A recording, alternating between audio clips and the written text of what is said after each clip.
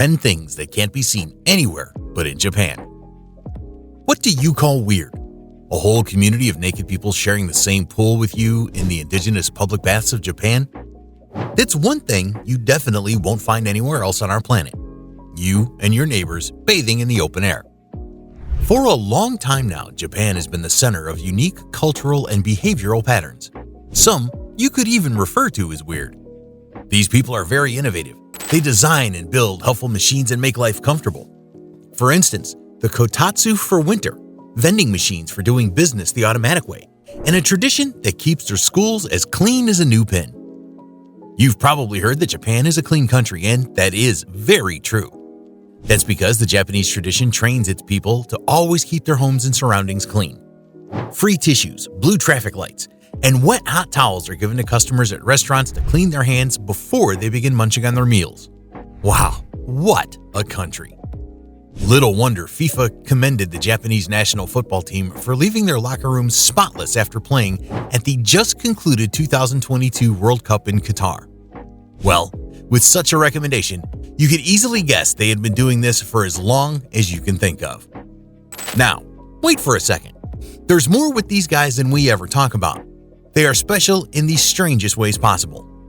Here are 10 incredible things that can be seen only in Japan and nowhere else. Number 10. Karakuri puppets. Backdating to the 17th and 19th centuries, the Japanese built these puppets for various things, including entertainment and festivity. Although the Japanese already had the robotic experience, they built these mechanically designed dolls to have different categories for different activities. To them, it was just a way of enhancing speed. For instance, the Kashiki Karakuri was built for personal use and operated like clockwork. Another one, which is the Chahakobi Ningyo, was very common. It was a tea server then. Although these puppets were meant to be sacred and used for spiritual worship, the design of these dolls answers why Japan is so addicted to robotic technology in both human and animal form. Number 9. Square watermelon. Watermelons are supposed to be round, or at least spherical, so what's this? Magic or what? In 1978, Tomoyuki Ono invented the idea of a square watermelon in Tokyo. According to him, round-shaped watermelons are difficult to cut and may not be easy to put in a fridge. Also, shipping rounded watermelons required much work and strategies. So to solve the problem, Ono introduced a square-shaped watermelon in an art gallery in Ginza. What did Ono do to the round-shaped watermelon seeds that they turned square? It may look like magic, but he was able to achieve that with just a tempered glass box. He placed the tempered glass on the watermelon while it was still growing. And just like magic, the watermelon grew into the shape of the box. Such a genius. Over the years, this planting pattern has given rise to other watermelon sizes, including the heart shape and pyramid. Number 8. Otoshi dishes. When you visit a Japanese restaurant for the first time and you are served an otoshi, do not fret because that's part of what you ordered, just like a table charge. Call it an invisible item on the list if you like. Otoshi is also called sukedashi and is served in mostly alcoholic bars. Once you place your order at the bar, the first course you are served is otoshi. Just like an appetizer, it is simple to make, but the cost will reflect in your bill. So if you are new to Japan, you should not be surprised when you are served a meal other than what you ordered and you still have to pay for it because it is acceptable by law. Number 7.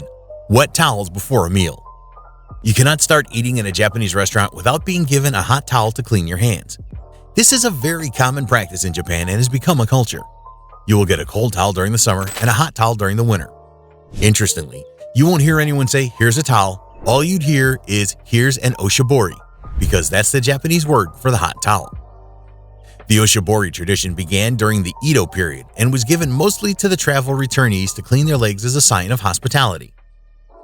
Restaurants and bars admired the style, so they copied it for their customers. You'd get the oshibori to wipe your hands before and after meals. Number 6. Free tissues. Don't be surprised if you are handed a pack of pocket tissues on the streets of Japan. It's free, but not entirely, as there is a message behind the tissue papers handed over to you. Why do you think they give out pocket tissues for free? Well, companies give out free tissues as a form of advertisement.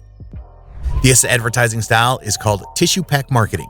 It was originated by Hiroshi Mori and began in the 1960s when advertising on matchboxes was no longer effective because disposable lighters took over. Companies who adopted this style have attested to the fact that the tissue pack marketing is highly effective because people will likely be with the tissue pack until they have finished using it. This will make them read the ad, and even if they don't take action immediately, the company's name will ring a bell in their heads for as long as they have the tissue paper pack with them. Number 5. Kotatsu for winters. Innovations make life easy and comfortable, and the Japanese are very innovative. If you're going to Japan for the first time during the winter, you don't have to worry about the cold, as there is a kotatsu to keep you warm and comfortable. The origin of the kotatsu dates back to the 14th century, during the Muromachi period, which was between 1336 and 1576.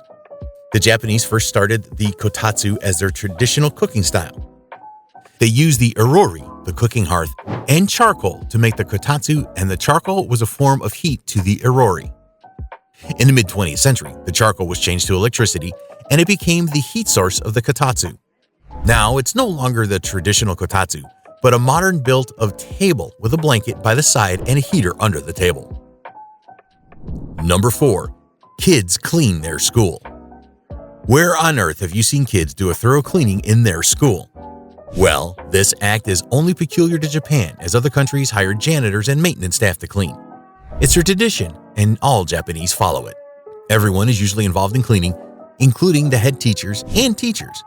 They are usually shared into different groups to carry out the cleaning tasks, and students start cleaning when they are in first grade until high school. The Japanese believe that children who clean their school learn cleanliness and responsibility, and grow up to keep their space clean and tidy. No wonder Japan is clean. Everyone is responsible. Even factories and companies' staff still clean their workspace. Number 3. Vending machines. A vending machine automatically provides users with the products it sells. You will find this in every corner of Japan, including train stations, rural roads, commercial buildings, corporate offices, and even mountains. Japan is the home of vending machines. It has the world's largest number of vending machines, with over 5 million spread across the country. The ratio of vending machines to a group of persons is 1 in 30, meaning 30 persons can use one vending machine. Every grocery store has a vending machine in Japan, from beverages, snacks, teas, and juices to soft drinks, coffee, cigarettes, hot meals, vegetables, and eggs. While you are on the go, you can buy what you want from a vending machine, even in the darkest of the night. It offers you a wide range of payment options like coins, cash, and IC cards. This innovative shopping style makes life easy for the Japanese.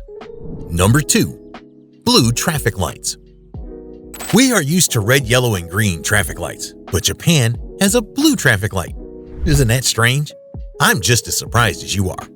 Why does Japan have a blue traffic light instead of a green? Ab initio, Japan had 4 colors: black, white, red, and blue. Green didn't make it to their color vocabulary, so they used one word to refer to blue and green, which was ao.